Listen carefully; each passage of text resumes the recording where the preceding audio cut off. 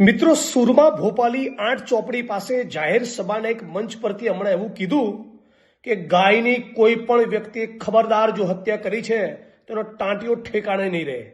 આ જુઓ એમણે શું કીધું. હું જાહેરમાં વચન આપું છું કે ગૌ હત્યારાઓ ગમે તે ખૂણામાં છુપાયા હશે,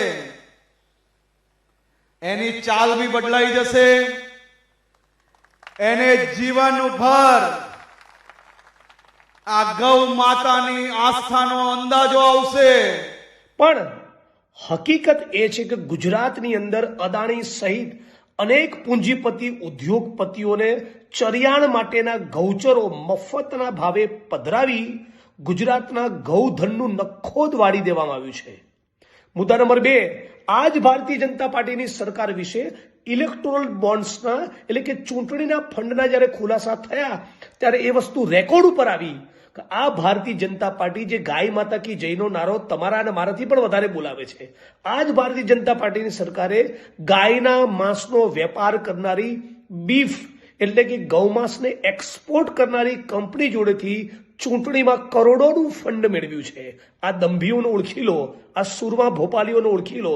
અને ત્રીજી અને બહુ મહત્વની વસ્તુ કે હમણાં થોડાક દિવસ પૂર્વે હું રાજકોટમાં ગયો હતો, એની ક્લિપ તમારી સાથે શેર કરું છું. ગૌશાળાની શું પરિસ્થિતિ છે તમે તમારી આંખે જોઈ લો. ગાયના નામે આરએસએસ અને ભાજપના માણસો આખા ગુજરાતમાં અને દેશમાં રાજનીતિ કરે છે. એ બધાને સવાલ પૂછવા માંગુ છું. આ રાજકોટના પાંજરાપોળમાં આવીને એક સેકન્ડ તમે ઉભા તો રહો, તમે તમારું નાક દુર્ગંધથી તમારું બંધ થઈ જશે. એટલો કાદવ કીચડ ઉકરડામાં તમે ગાયને રાખી છે. ગાય માતા કરીને પોલિટિક્સ કરવું છે અને બીજી બાજુ ચૂંટણીમાં ગાયના માંસનો વેપાર કરનારી કંપની જોડેથી ફંડ લેવું છે. અને આ બધી ગાયો લંપી રોગનો ભોગ બનેલી છે.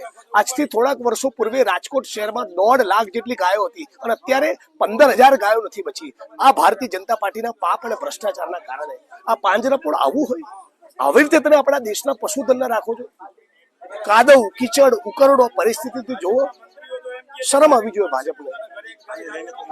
મુદ્દે આ સુરમા ભોપાલી અને ભારતીય જનતા પાર્ટીના માણસોને ગાયના નામે જે રાજનીતિ કરે છે અને ગુજરાત અને દેશની જનતાને જે ગેરમાર્ગે દોરે છે એને બરાબર ઓળખવાની જરૂર છે.